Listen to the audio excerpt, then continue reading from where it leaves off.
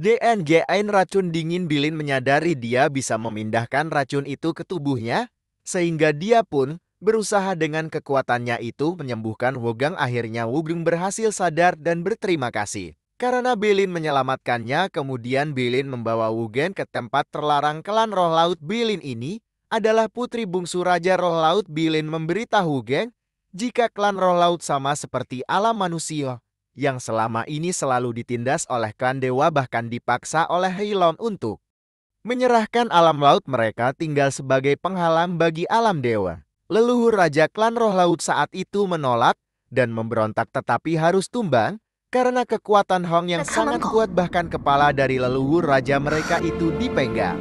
也被砍下了头颅，10万年来都饱受神族的欺压。 Selama ini klan roh laut telah diperbudak oleh Hong untuk menjaga agar tidak ada orang yang menerobos masuk ke alam. Siapapun yang melewati laut yang dijaga oleh klan roh laut akan dibunuh oleh Raja klan Bailey. Tidak pernah setuju dengan apa yang dilakukan ayahnya itu, dan suatu hari dia pernah menolong kapal yang akan melewati laut. Hal itu pun membuat Raja klan murka dan mengurung Bilin di tempat terlarang itu. Tak lama dia tinggal di sana, dia mendengar suara leluhur klannya yang memberitahu jika suatu saat akan datang seorang dewa peran dari klan manusia yang bisa membunuh Heilong dan membantu klan roh laut terbebas dari perbudakan.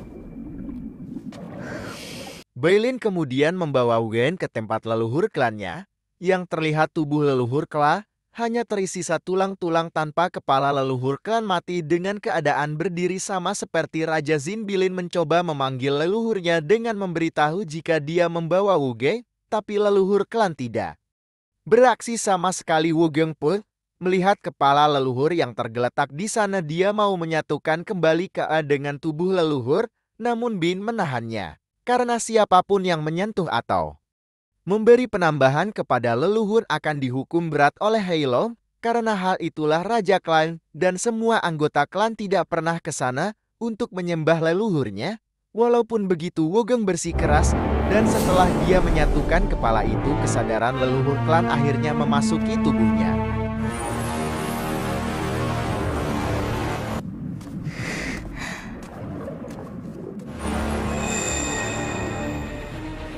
Leluhur klan sangat senang karena penantiannya selama ini tidak sia-sia, karena dia bisa bertemu dengan dewa peran yang bisa mengalahkan Heilong.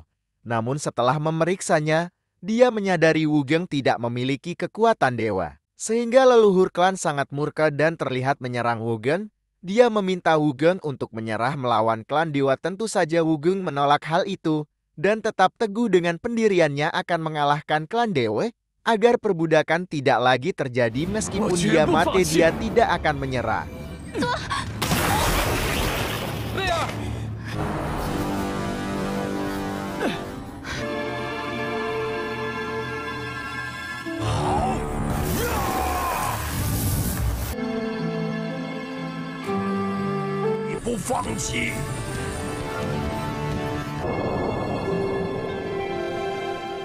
Karena tekad kuat dari Wugeng tersebut, dia berhasil membuka segel yang membuat 8 kekuatannya menghilang, dan ternyata leluhur klan tidak menyerangnya karena dia hanya membantu Wugeng mendapatkan kekuatannya. Leluhur klan juga memberikan semua kekuatan dewanya yang tersisa dan berharap Wugeng melanjutkan perjuangannya melawan klan dewa sebelum kesadarannya menghilang. Leluhur memberikan keong air yang berguna memanggil semua roh laut di dunia. Dia berharap Bain bisa memikul tanggung jawab itu dan membantu klan roh laut keluar dari krisis yang dialami selama ini. Leluhur klan juga meminta Wugeng untuk membantu Bin yang saat ini terluka akibat menolong Wugeng dengan memindahkan racun dingin ke tubuhnya. Dan setelah itu leluhur klan pun pergi untuk selama-lamanya.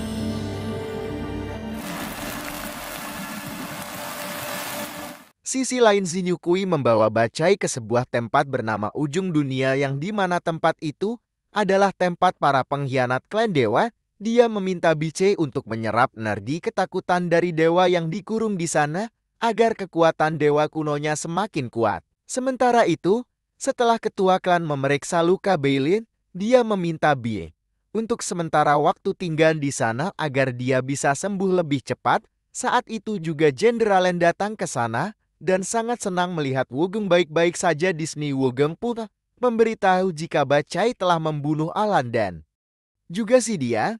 Karena kesalahan Bacai ini membuat Wugeng sangat sedih dan merasa bersalah kepada semua orang. Rencana selanjutnya yang akan dilakukan Wugeng yaitu membawa pasukannya berlatih ilmu energi di Pulau Ilusi agar pasukan mereka bisa bertambah kuat lagi. Pula berlatih di Pulau Ilusi akan mempersingkat waktu mereka karena berlatih 1 tahun di Pulau Ilusi sama saja dengan 1 hari di alam manusia.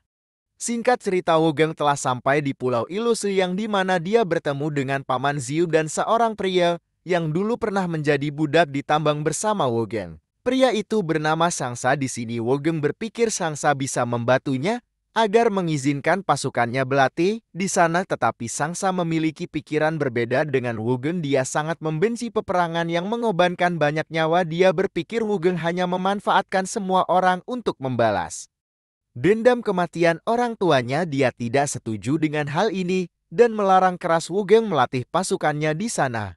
Mereka terus berdebat hingga akhirnya mereka pun bertarung.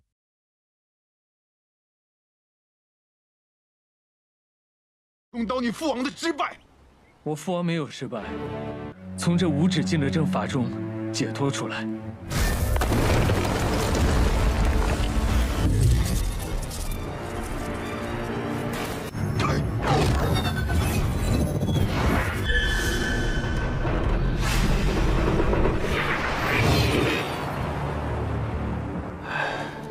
冥顽不化呀。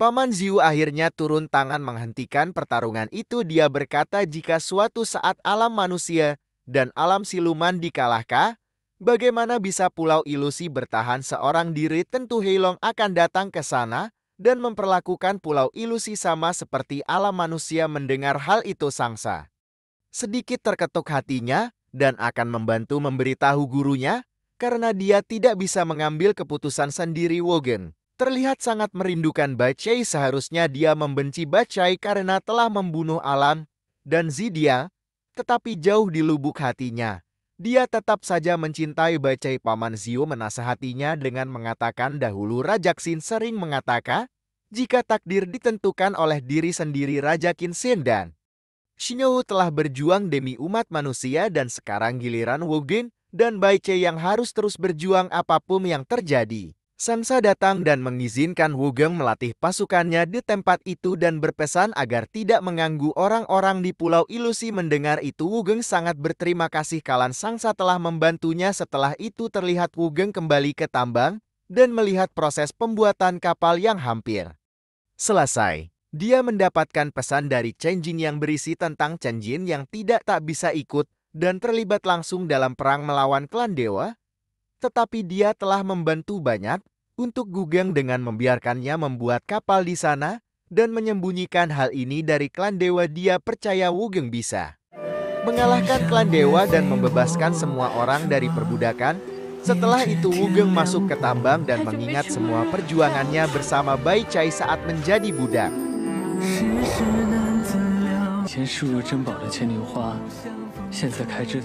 Para pasukan yang akan berlatih ilmu energi telah berkumpul. Wugeng memberikan motivasi kepada mereka tentang perbedaan kekuatan mereka dengan klan dewa. Tetapi jika mereka semua bersatu dan berjuang sampai mati, pastinya mereka akan membuat klan dewa melihat kekuatan dari persatuan dan tekad mereka semua. Dan setelah itu terlihat Jenderal dan Wugeng mulai berlatih ilmu energi. Sementara itu ternyata Alan belum mati dan terlihat terbangun di alam dewa.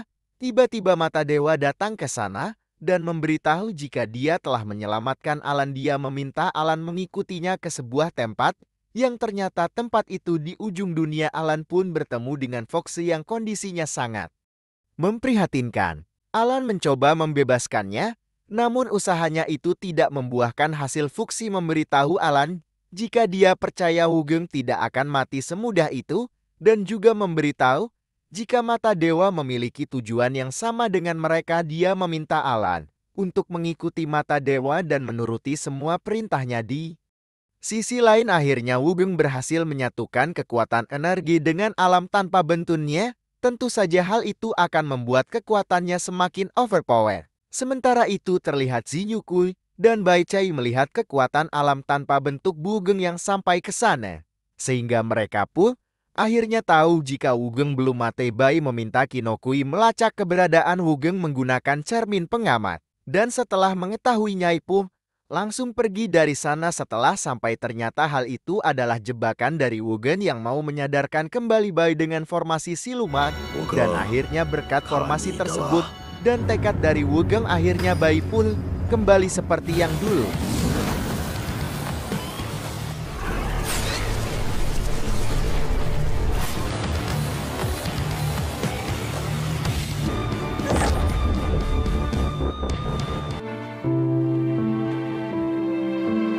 Setelah itu mereka pun kembali. Para penduduk klan Dewata yang melihat Baichai tentu saja sangat marah kepadanya karena telah membunuh Alam dan Zidian. 你杀了阿南和紫电，所以我没有办法原谅自己。